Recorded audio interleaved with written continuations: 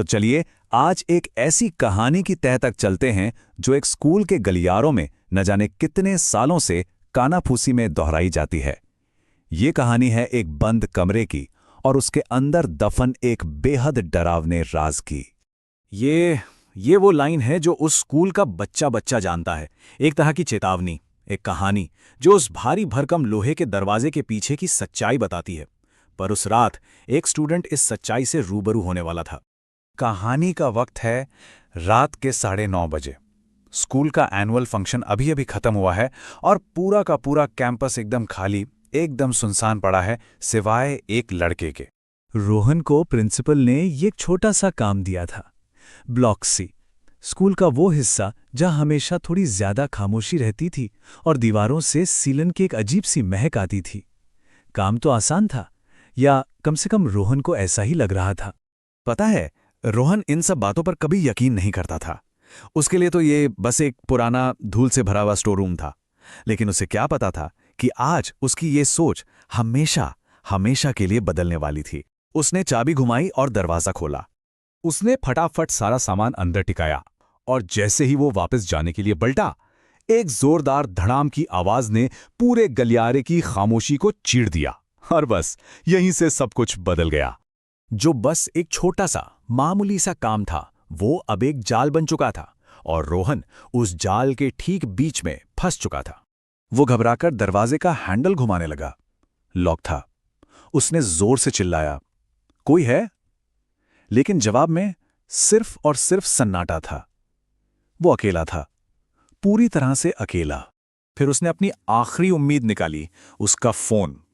लेकिन स्क्रीन पर no network लिखा देखते ही उसकी जो थोड़ी बहुत हिम्मत बची थी ना, वो भी जवाब दे गई। और बैटरी भी लगभग खत्म थी।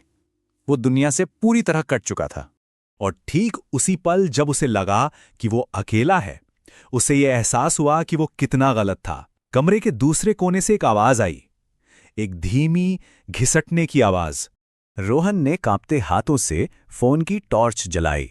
रोशनी में उसे कुछ पुराने प्लास्टिक के पुतले दिखाई दिए, सफेद खाली चेहरे। एक पल के लिए उसकी सांस में सांस आई। अच्छा, बस यही है, उसने सोचा। पर यह राहत सिर्फ एक पल की थी। उसने टॉर्च नीचे की और जब वापस ऊपर उठाई तो उसके रोंगटे खड़े हो गए।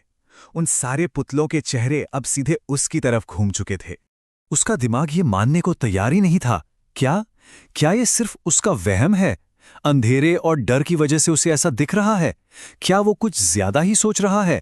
उसने अपनी आंखें झपकाईं, ये उम्मीद करते हुए कि सब पहले जैसा हो जाएगा। लेकिन ये कोई वहम नहीं था, क्योंकि एक पुतला जो पहले दूर कोने में था, अब बाकियों से थोड़ा आगे, उसके ज्यादा करीब खड़ा था। ये सच था, वो हिल रहे थे। और तभी उसके दिमाग में एक खौफनाक खेल का नियम एकदम साफ हो गया। वो तभी हिलते हैं जब कोई उन्हें देख नहीं रहा होता।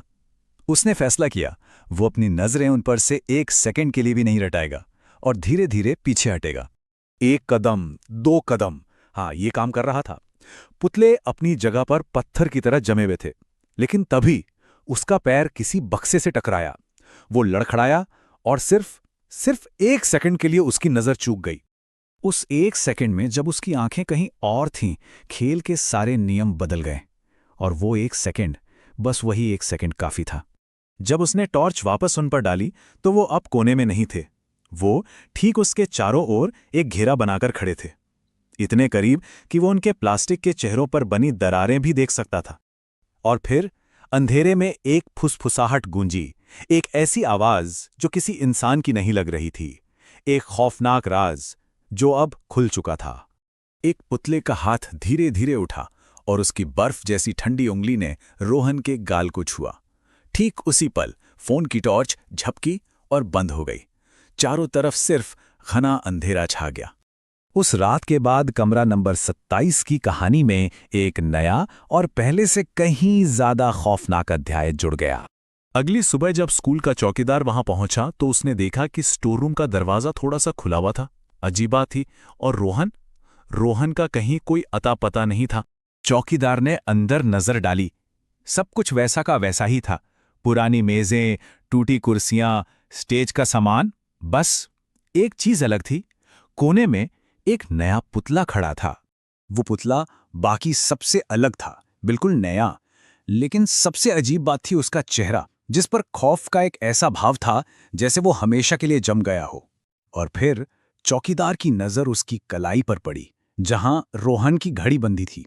कमरा नंबर 27 को फिर से ताला लगा दिया गया। लेकिन अब स्कूल में एक नया नियम चुपके चुपके दोहराया जाता है। एक ऐसी चेतावनी जो रोहन की कहानी के बाद बनी